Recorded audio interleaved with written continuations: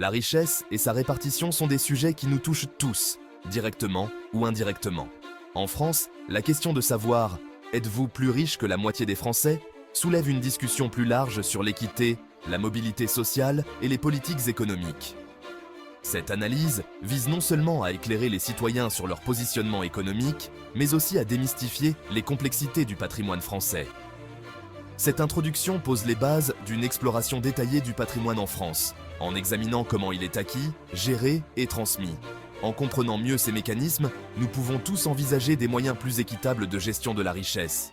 Selon un rapport récent de la Banque de France, un ménage français possède en moyenne un patrimoine net de 446 000 €.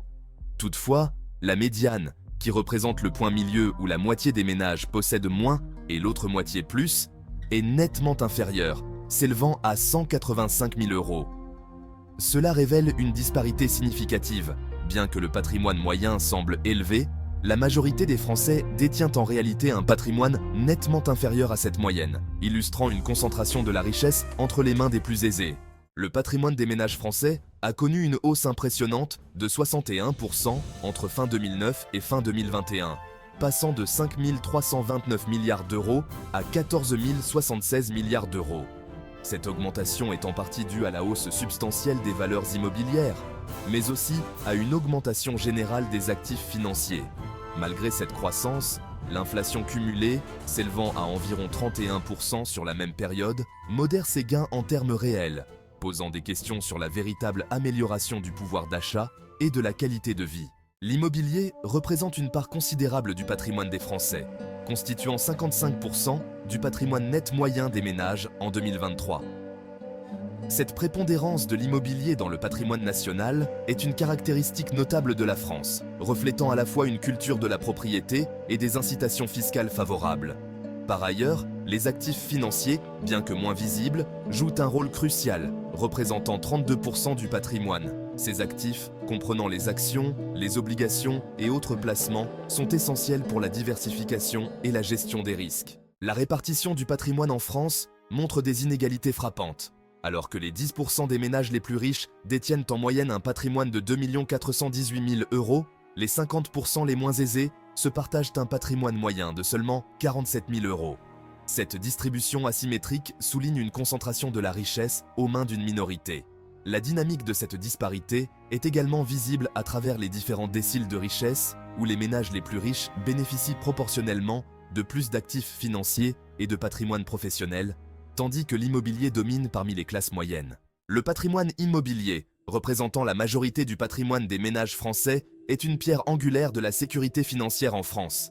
Cependant, l'accès à la propriété est inégalement réparti et les hausses des prix de l'immobilier ont exacerbé cette inégalité depuis 2009. Pour ceux qui possèdent de l'immobilier, la valeur nette de ces actifs a augmenté, améliorant leur richesse globale.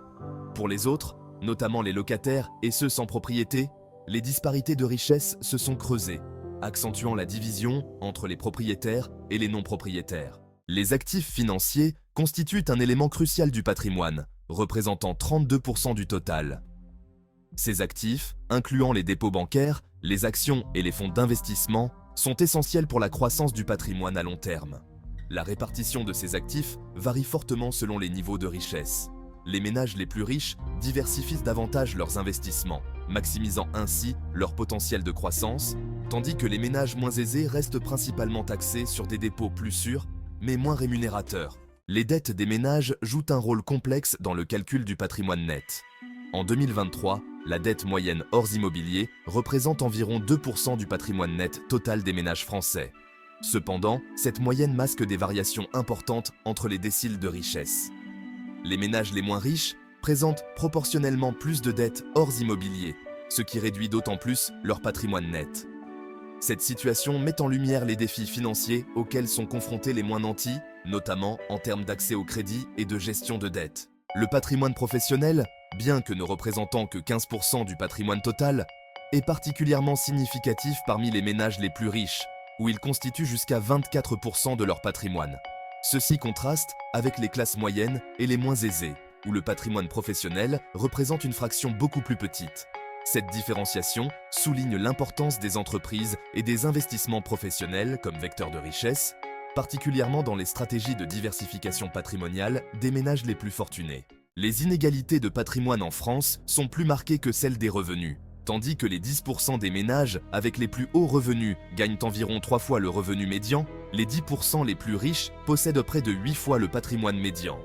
Cet écart suggère que le patrimoine, plus que le revenu, pourrait être le véritable baromètre des inégalités économiques en France, posant des questions profondes sur l'équité et la mobilité sociale. En comparaison, les inégalités de richesse en France sont légèrement inférieures à celles d'autres pays de la zone euro, en grande partie grâce à une meilleure répartition de l'immobilier. Cependant, à l'instar de ses voisins européens, la France est toujours confrontée à des défis importants en termes de concentration de la richesse. Cette perspective internationale nous permet de contextualiser les problèmes français et d'explorer les politiques qui pourraient contribuer à atténuer les inégalités, en s'inspirant des succès observés dans d'autres contextes nationaux. Les politiques fiscales et économiques ont un impact profond sur la distribution du patrimoine. En France, des mesures telles que la taxation des plus-values immobilières et des héritages jouaient un rôle crucial dans la modulation des inégalités de richesse. Des politiques plus ciblées pourraient aider à réduire davantage les inégalités, en favorisant par exemple l'accession à la propriété pour les moins aisés ou en soutenant les investissements dans les actifs financiers pour les classes moyennes. L'avenir du patrimoine en France pourrait être influencé par plusieurs facteurs, notamment les changements démographiques comme le vieillissement de la population et les avancées technologiques qui pourraient transformer les marchés de l'immobilier et des actifs financiers.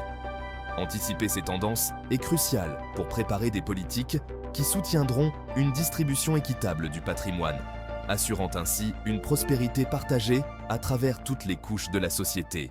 L'éducation financière est essentielle pour donner aux citoyens les compétences nécessaires pour gérer efficacement leur patrimoine. En améliorant la compréhension des options financières et des stratégies d'investissement, on peut espérer réduire les inégalités de richesse et promouvoir une meilleure mobilité économique. Cette analyse approfondie du patrimoine en France révèle non seulement des disparités significatives, mais aussi des opportunités pour des politiques plus inclusives. Il est essentiel que tous les acteurs de la société, des individus aux décideurs, s'engagent à travailler vers une distribution plus équitable de la richesse, en garantissant que les bénéfices de la croissance économique soient partagés de manière plus uniforme. En tant que citoyens, comprendre notre position dans cette distribution et les forces à l'œuvre nous permet de mieux naviguer dans l'économie et de prendre des décisions éclairées pour notre avenir financier.